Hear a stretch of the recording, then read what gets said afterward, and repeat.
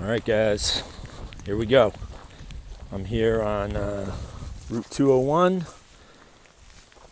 with the man, Eddie, my hiking buddy, and we are at the Hoffman Evergreen Preserve here in Stonington, Connecticut, northwest corner of Stonington, the Hoffman Evergreen Preserve, another AVALONIA land conservancy. This place is freaking awesome, man. It really is. A lot going on here. Probably will do multiple videos here for our class. I have some from previous years or from last year that I may include in what we're doing. But today I'm just going to kind of give you a little introduction to the Hoffman Evergreen Preserve and some of the things that have happened here. So first off, last year AVALONIA made the decision to pretty seriously change what was going on here. Okay, so the Hoffman Evergreen Preserve, as is in the name, was planted. Evergreen trees were planted here. I can't remember right now. I don't even want to speculate. But basically, this was farmland that was purchased by a man from Quebec, from northern Canada. I don't know exactly northern Canada, but basically from Canada, and he attempted to recreate an area that was home to him. So he took this area and planted a bunch of evergreens, and basically it's altered the natural order here. So here's I'm going to take a picture of this, little description of what's going on here. So essentially what they did was last year they Hull Forestry came in and they began basically cutting down many trees, and they're using those trees. So that's conservation. That's using the resource. They ethically and very scientifically cut trees down here, and it really has changed this. And the idea is, and you can see it's kind of thinned out. They've created a bunch of these little piles of fallen tree debris, branches and stuff. That's all understory habitat, like the understory, the ground level of the forest. That creates a habitat space for different types of wildlife to flourish and make this area better for them. Another thing that they did here was, by clearing the forest in the manner that they did, it's going to allow for a healthier rejuvenation to occur to this forested land. So we're talking down the road, decades from now, centuries from now, this is going to be a much better place. So that's preservation. Okay, it's actually conservation and preservation, because the act of coming in and making a plan and clearing forest is going to create, it's kind of like they're attempting to create the natural order, the way things normally would be. The way they cut the trees down, they cut trees in a way to mimic a fallen tree, a felled tree, to open up sunlight to allow seedlings to flourish. So I'm hopefully going to be able to get to some examples of that as we go. You'll see rock walls through here. This was farmland at one point. I can tell you that I've been coming here for a while, and it's like a different place than what it was before. Kind of upsetting to some people because it's been altered so much, but the more I come back here, the more it starts to feel like I get what they were doing.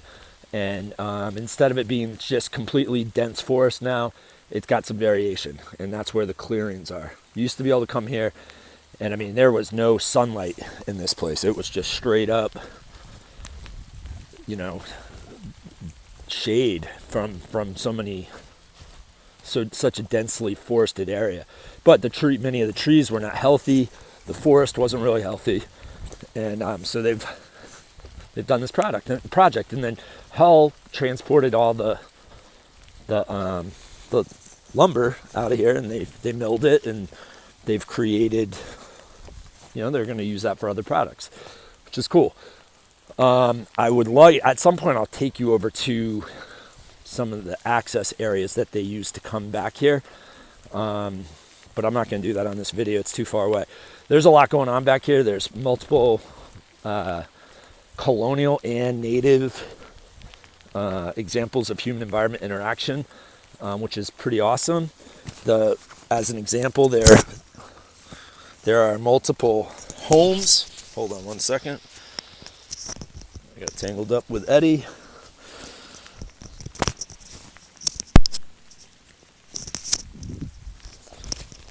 Very tangled up with Eddie.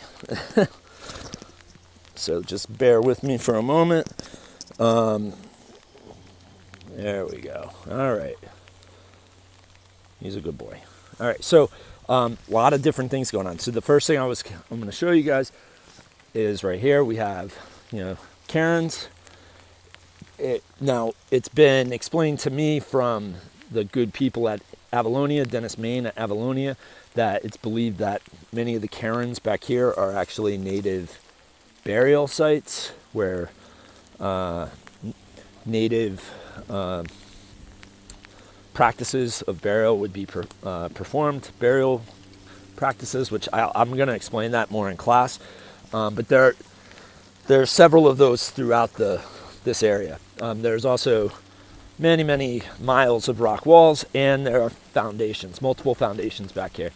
I'm hoping to get you to one of them on this video, but there are at least 3 that I know of. There is a cemetery here. There are wells. There are root cellars. There's just so much. It's really a cool place. The area I'm walking in right now, if you were to come here 2 years ago, you wouldn't have seen all the openings here.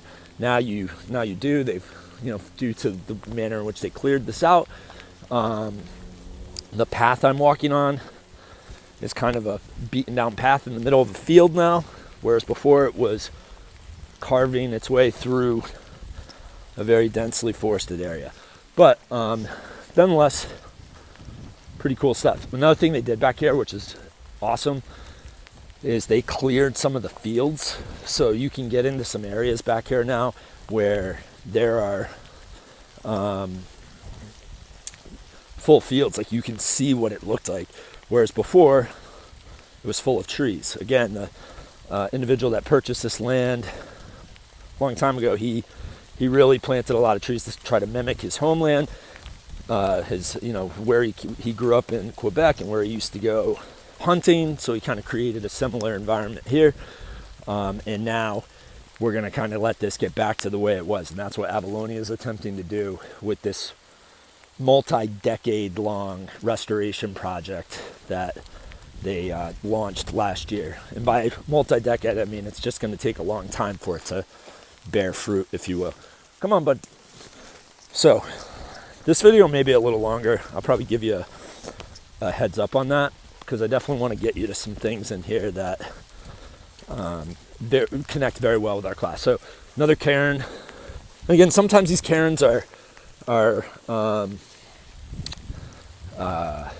just piles of rocks placed there by farmers to get the rocks out of the way. This area of the country we live in, as we all know, is, our soil is full of rocks, and sometimes they're glacial erratics. Like, these would be smaller glacial erratics. Sometimes they're the two-hander type of rocks that we build rock walls with, and many times they're just small fragments of rocks.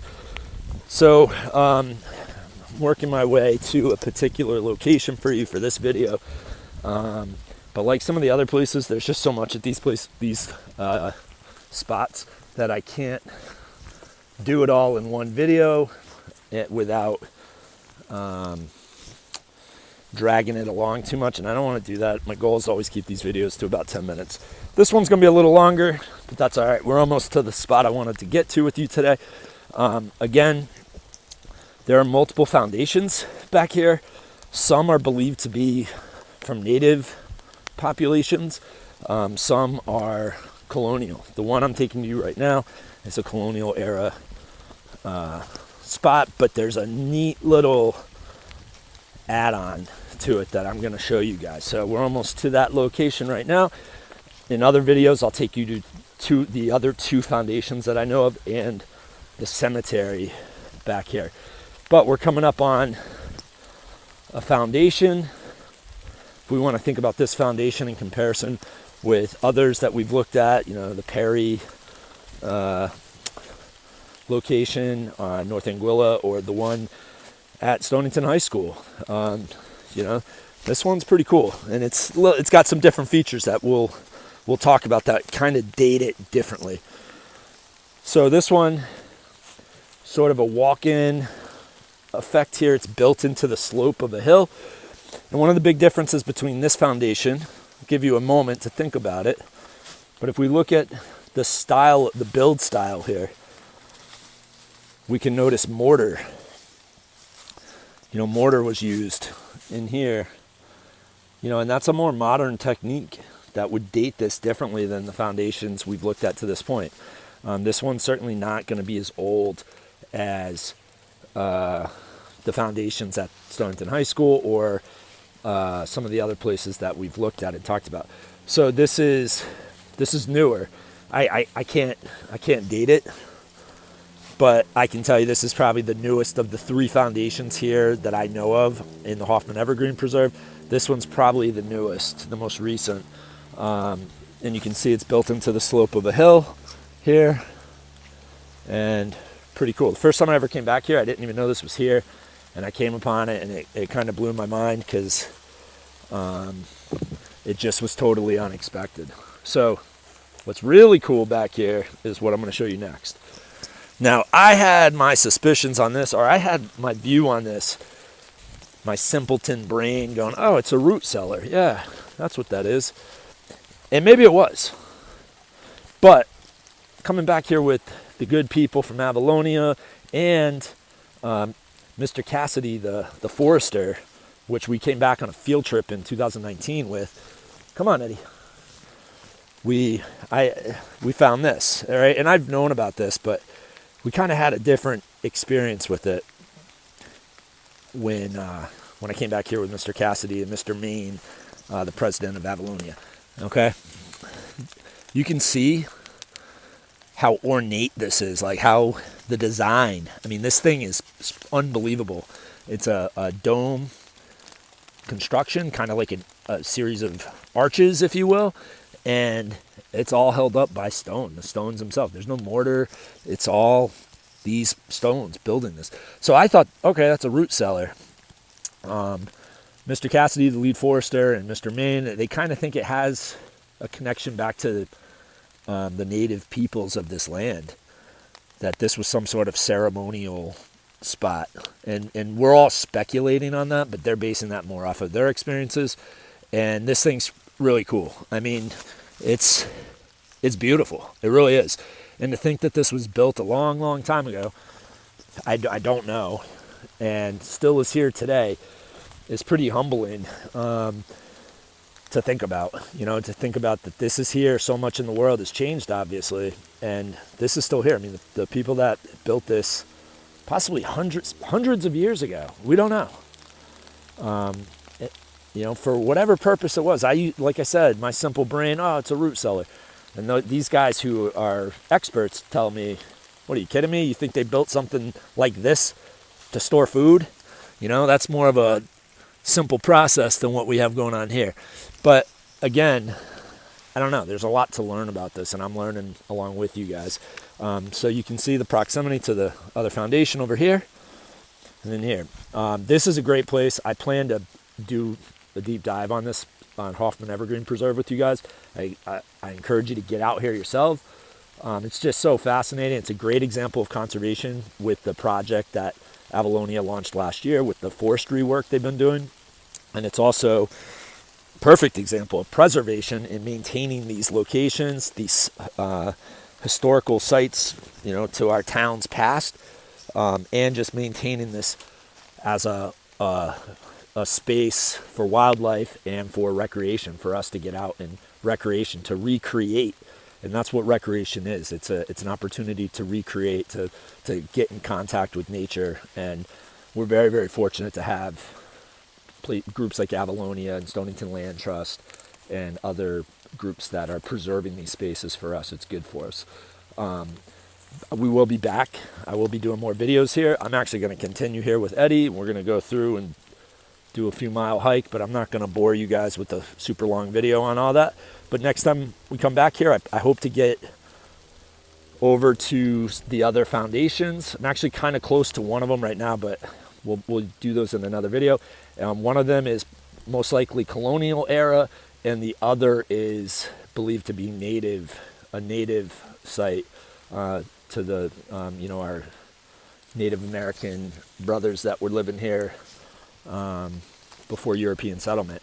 There's many examples of farmland here that I hope to get into with you guys, showing you that have been sort of cleared out to show what it used to look like. And then there's a cemetery that's like mind-blowing, and I hope the cemetery stuff isn't like morbid for you guys. They're just great examples of the past, the people that used to live here. I mean, there's a lot to learn from that, a rich story of our history, right? And this is a great example here of where I'm at, of sort of the clear cutting process. This was actually sort of the access road that they created, the Hull Forestry, when they came through to get into the forest, to manage this area. And that's conservation, how they did that. They didn't just come in here and randomly start chopping trees down. There was a whole process to it, science to it, that we'll talk about. Forestry is conservation, and that may sound contradictory, cutting trees down being conservation, but it truly is. It's management of resources, and that stuff we'll be talking about and getting into. But again, Hoffman Evergreen Preserve, Route 201, northwest corner of Stonington, Connecticut.